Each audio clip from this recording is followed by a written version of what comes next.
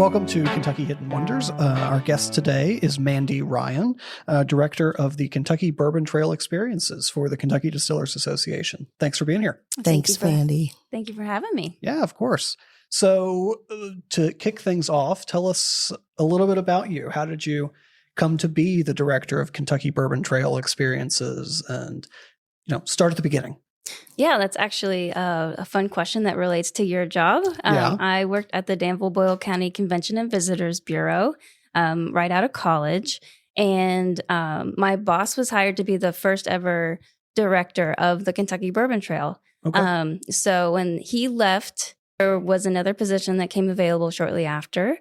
So I moved there in 2013, and I'm in my 13th year at the Kentucky Distillers Association. Wow. Well, congratulations on Thank you. Lucky 13, I guess. Yeah. So We're going to call it Lucky 13. Yes. Definitely. So tell us a little bit about what is happening with the Kentucky Bourbon Trail. Anything? I'm just kind of jumping in. I'm very excited to hear all that you've got. But what's new? Anything new? Yeah. So we are heading into the 27th year of the Kentucky Bourbon Trail. It started in 1999 with 6 distilleries. And so in this year coming up, we're adding 10 more distilleries. So it's going to make a total of 58 distilleries. That was excellent math. Excellent. So where are they? Of course, we're in that golden triangle up here. Yes. Are they throughout the state, or are they near the Louisville, Shelby area? Yeah, so we actually call it the Amber Triangle. Of course you do. Yes, of Louisville, Lexington, and Bardstown. So you are nestled right there between Louisville and Lexington. But yeah, they're spread all throughout the state. We have distillery destinations anywhere you can throw a rock. So it's really fun to promote the different regions. They all have the different feeling and energy. So yeah, it's fun to promote each one of them individually. Gotcha. And then, so to do for your 25th, you kind of did a big rebranding process and did the World's Toast to Bourbon, which won an award at the KTIA Kentucky Travel Industry annual conference this year. So congratulations on that. And congrats to you as well with your big win. Well, thank you. So bourbon is, like you talked about, we're right in that area, the Amber Triangle that you called. So that is, a big part of what we're doing and what we're pitching to people to get them to come visit Shelby County. And so here we have 2 excellent distilleries, Jeptha Creed and Bulleit. Can you talk a little bit about just kind of the diversity of distillery experiences that people can see throughout the state? I mean, here with Bulleit, we always say you can kind of get both ends of the bourbon spectrum in one county. Bulleit is obviously internationally recognized, really well known and large. Very high tech. Jeptha Creed is also fantastic, but they're a lot smaller. I say more small batch type approach, very hands-on for the visitor. And so that's just kind of 2. But can you talk about just throughout the state as well, what those visitor experiences look like?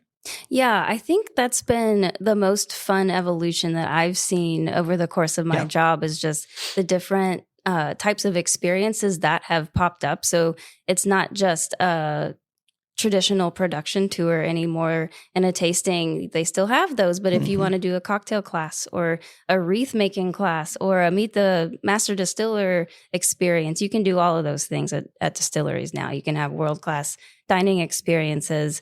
And Shelbyville is a perfect example of that. Bulleit is ultra modern. They are just a bastion of sustainability practices, which is great. They really lead the charge there. And then Jeptha Creed is a family-run, smaller distillery, but they are mighty in that. They have the farm where they produce almost all of the corn that they use on site, and then all the flavorings for their specialty cocktails and their flavored liqueurs and things like that. They all grow it on site. It's fascinating. And they also have the rescue cats that got a lot of media attention lately. Did. Absolutely. If there's anything I've learned, if you put a dog or a cat on social media, you're going to get a lot of engagement. Absolutely. So, and they have been very, very popular. So here in Shelby County, and I'm just curious if you find this across the Commonwealth as well, as soon as we figured out what was making people spend the night here. And of course, it was bourbon and the Kentucky Bourbon Trail. We started marketing that and went from a day trip destination literally to an overnight destination. And it's all thanks to bourbon and the Kentucky Bourbon Trail. So I love our partnership. But are you finding that across the Commonwealth as well, that bourbon is causing people to spend longer time here and more money? Yeah, I was actually just looking at that data today. So it was good timing. Yeah, our visitors do tend to stay about 3 to 5 nights when they come. The average Kentucky visitor is about 2.5 days, I think, or 2.5 nights. So they are staying a little longer. They're definitely spending more. And our average Kentucky Bourbon Trail visitors' household income is over $100,000. So that's about double, I think, the average Kentucky visitor. So yeah, we're really proud of the different people we bring in. I mean, we bring in a wide swath.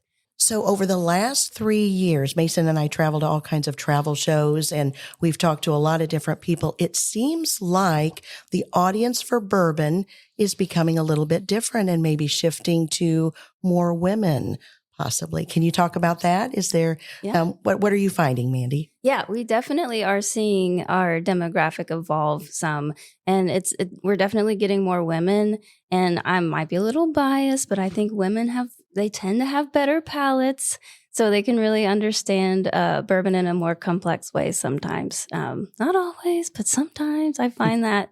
And we're also seeing people traveling in groups, and it's not just groups of guys who love bourbon, but it's also groups of women that want to come down and hang out. And then the different experiences that we have now just really lends itself to the different types of people that want to come and experience bourbon. Oh, absolutely. With some of the distilleries having artwork, I think one of my favorite artists, Julie, is displaying art. I mean, it's just so very varied.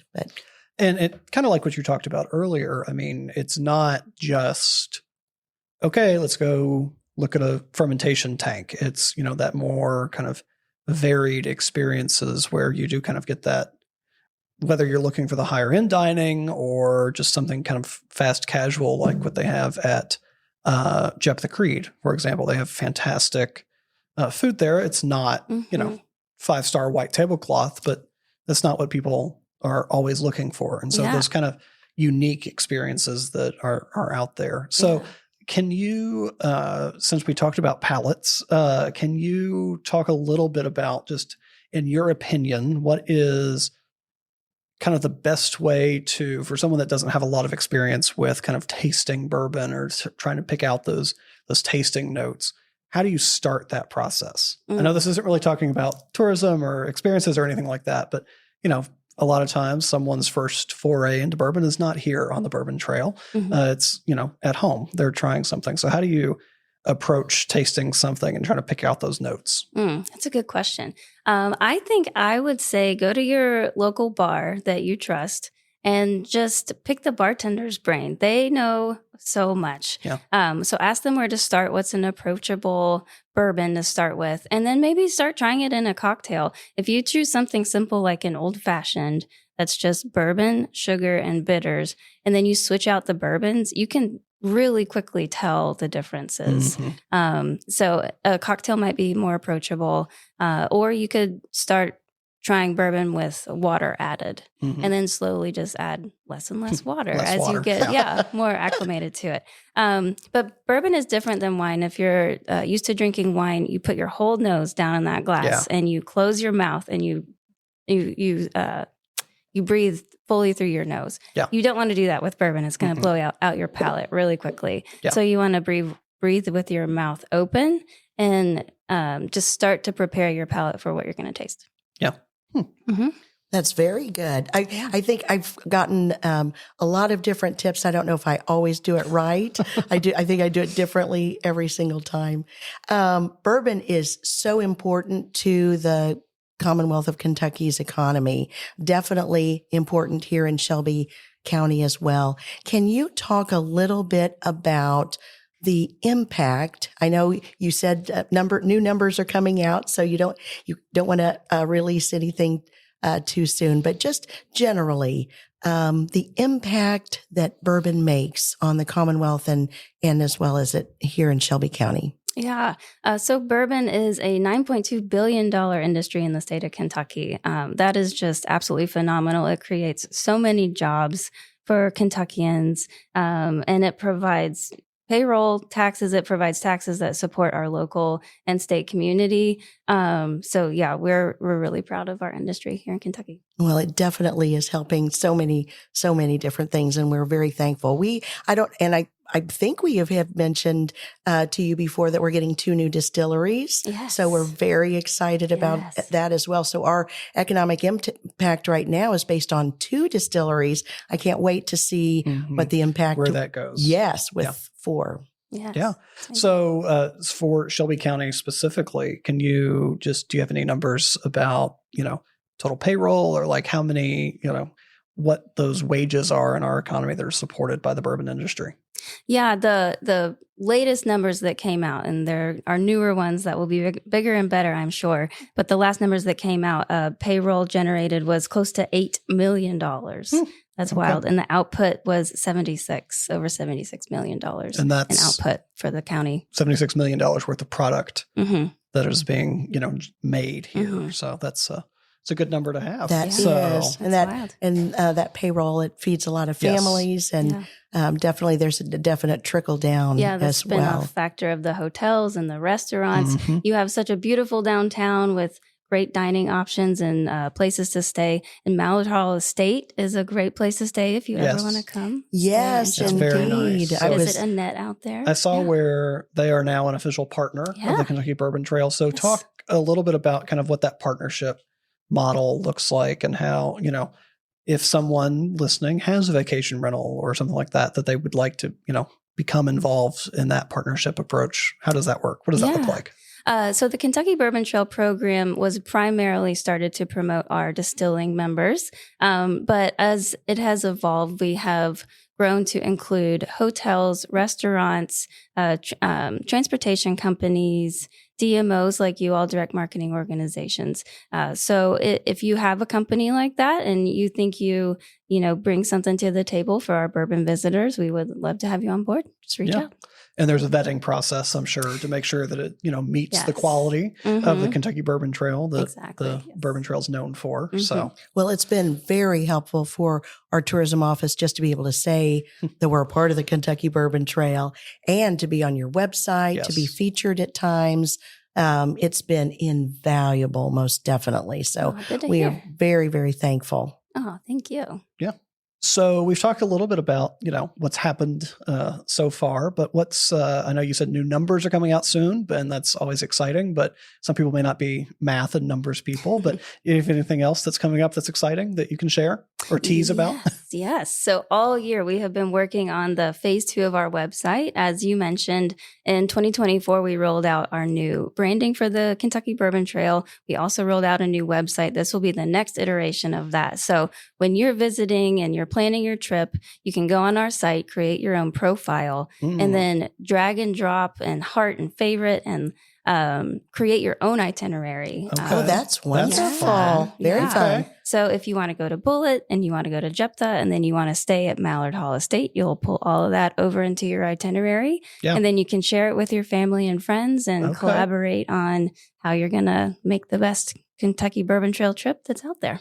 And so when is that coming out? That will be coming out in Q1. So I would look for that either January or February. Wonderful. Yes, we're so excited. Absolutely. Yeah. One thing that I absolutely loved, and everything you guys do is wonderful, but I loved the field guide, the little booklet. Would you ever think about bringing that back where people can go and get a stamp and just kind of follow their journey?